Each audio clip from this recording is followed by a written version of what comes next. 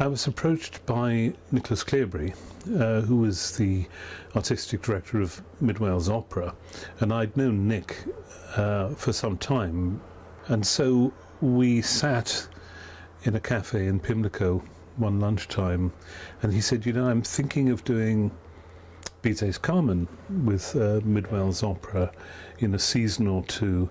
The trouble is that it's a largish orchestra, and I don't want to do just a cut-down version of the original score. How would you feel about doing an entirely new orchestration for, I think it was in the end, 10 instruments?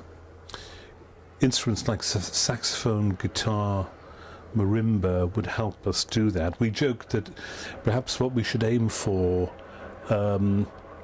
was a sound that might remind you of, Lelis Pastier's bar on a good Saturday night with a band in.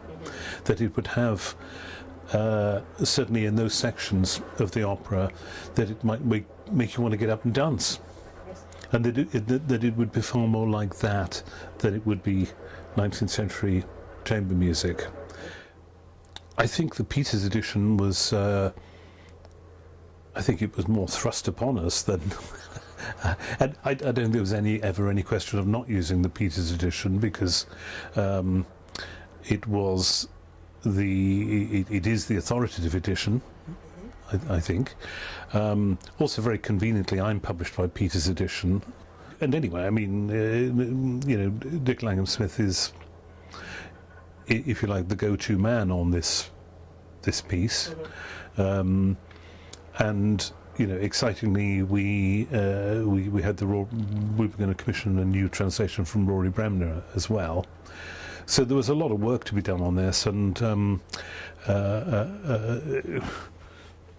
it kind of keeping it under one publishing roof always made sense. I mean, I don't know what it would have been like otherwise, because we didn't do that. So, but this worked very well. Yes. He, like me and like Nick, feels that works of art are malleable, and they change, and they don't change for the worse. They change.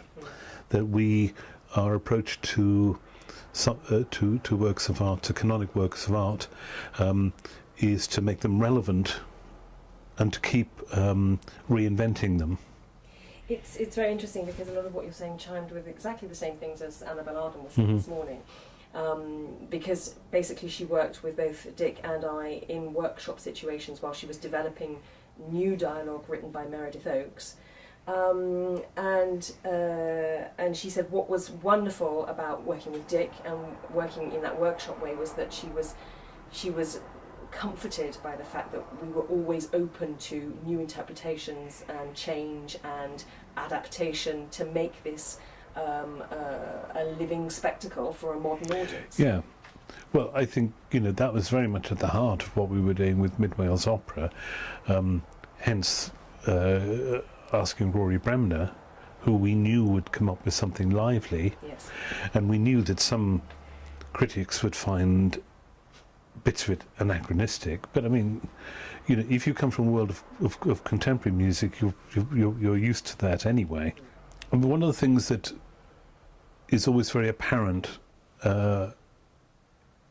from Bizet's original is his use of colour, and how it's very clear and it's very specific.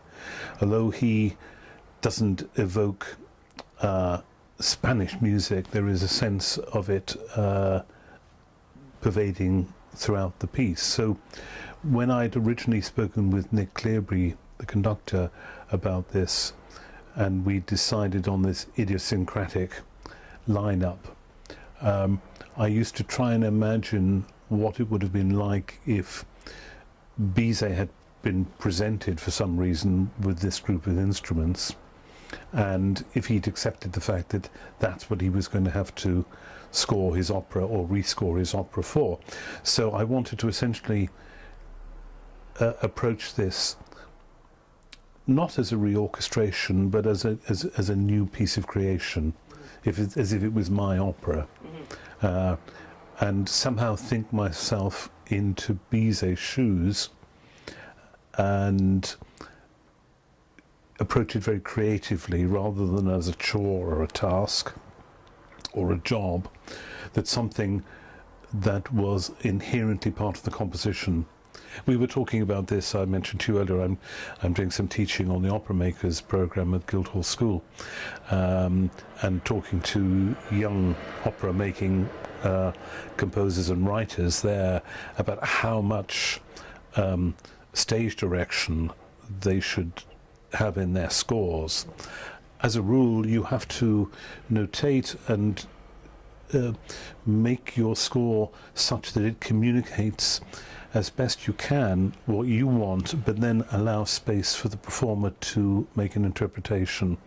And I think the great achievement of Dick's version of Carmen is that it gives as much information as is needed without locking things down so tightly that it doesn't allow for any other possibility.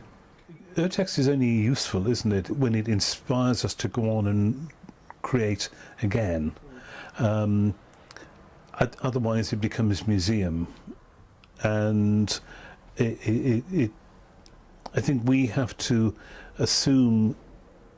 allow ourselves a degree of freedom. I mean, we're not talking about changing the tunes here. We're not talking about changing the harmonies, although sometimes we have some hard choices to make about the harmonies, because there are one or two places there are different versions, which is why it's very important to get as free for the source material to be as available as it can be without restriction to as wide a group of people as possible, so as we can all discuss it and make rational decisions. You need the confidence of a very solid text edition which allows the possibility of moving even beyond that, and I feel that the score kind of invites one into it in a way. It doesn't close anything down. Beyond text. Yeah, well, it starts a discussion, doesn't it? I mean, which we're all always happy to do. I think. I mean, providing it doesn't all get too silly, but a discussion of it is healthy. But you need to have a place to start, and that needs to be authoritative.